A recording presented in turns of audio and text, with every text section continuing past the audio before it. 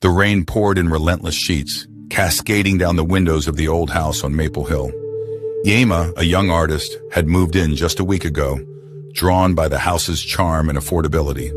It was her first night alone in her new home, and despite the storm outside, she felt a strange sense of calm. She sat by the fireplace, sketching in her notebook, the crackling of the fire and the patter of rain, the only sounds in the empty house. As the night wore on, the wind began to howl, making the house creak and groan.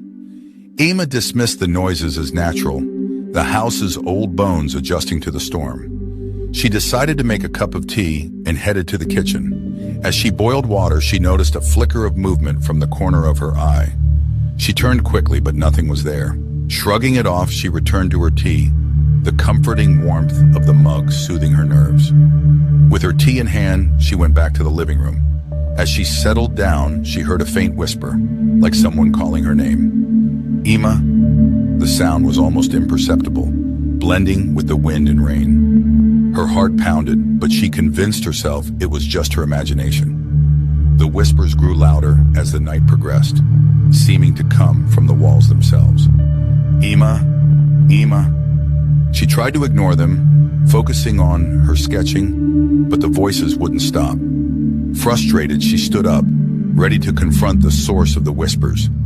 She walked through the dark hallway, her footsteps echoing ominously. The house felt alive, as if it were watching her every move. She reached the door to the basement, where the whispers seemed to be coming from. Summoning her courage, she opened the door and descended the creaky stairs, her flashlight casting eerie shadows on the walls. The basement was cold and damp, the air thick with mildew. The whispers were louder now, unmistakably coming from the far corner. Yema walked towards the sound, her heart racing. In the corner, she found an old trunk covered in dust and cobwebs. The whispers were emanating from within. With trembling hands, she opened the trunk. Inside, she found a collection of old photographs and letters, all addressed to a woman named Margaret. As she sifted through the items, she discovered a journal. The entry spoke of a tragic love story, ending with Margaret's disappearance on a stormy night, just like this one. Yema felt a chill run down her spine. She suddenly realized that the whispers weren't just voices in her head.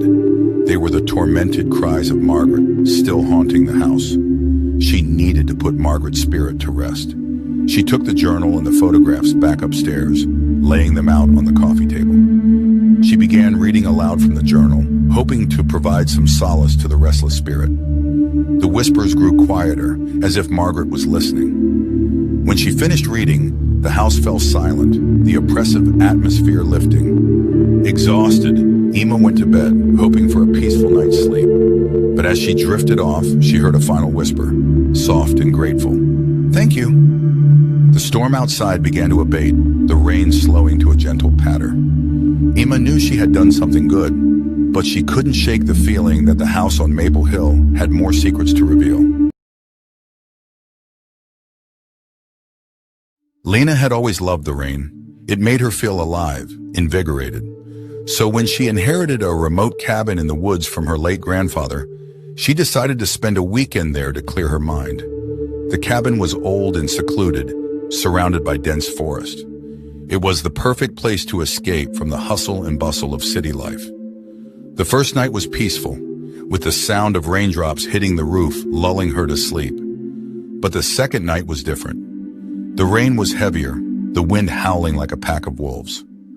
Lena sat by the window watching the storm rage outside. She felt a sense of unease but dismissed it, attributing it to the unfamiliar surroundings. As she was about to head to bed, she heard a loud thud coming from the front porch. Her heart skipped a beat.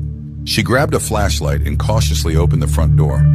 The porch was empty, but the sense of unease grew stronger.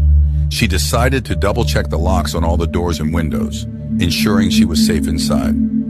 Back in the living room, Lena settled down with a book, trying to distract herself. The rain continued to pour, the wind screaming through the trees. Suddenly, the power went out, plunging the cabin into darkness.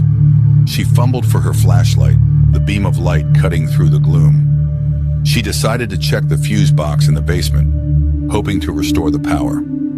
The basement was musty and dark, the air thick with a sense of foreboding. As she approached the fuse box, she heard a soft, almost inaudible whisper. "Lena!" She froze, the hairs on the back of her neck standing up. She turned slowly, shining the flashlight around the room, but saw nothing. She quickly reset the fuse and the lights flickered back on. Breathing a sigh of relief, she returned to the living room. As she sat down, she noticed something strange. A damp footprint on the wooden floor leading from the front door to the basement. Her blood ran cold. Someone had been inside the cabin. She grabbed a kitchen knife and called out, "Who's there?" Silence. The only sound was the relentless rain and the creaking of the old cabin. She decided to search the entire place, making sure she was alone. Room by room, she checked, finding nothing out of the ordinary. But the feeling of being watched wouldn't go away.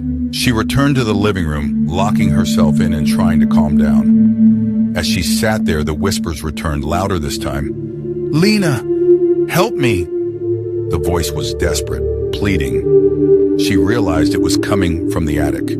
Summoning all her courage, she climbed the stairs to the attic, the whispers growing louder with each step. The attic was dusty and filled with old furniture and boxes. In the far corner, she found an old, weathered trunk. Opening it, she found a collection of old letters and photographs, all belonging to a woman named Evelyn, who had lived in the cabin decades ago. The letters spoke of her tragic life, ending with her mysterious disappearance during a storm much like this one. Lena felt a connection to Evelyn, a sense of sorrow and empathy.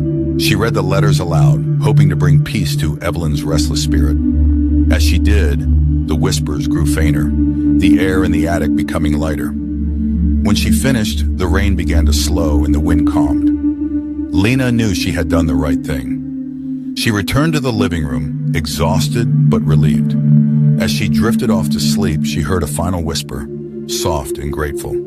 "Thank you." The storm outside finally abated, leaving the cabin in peaceful silence.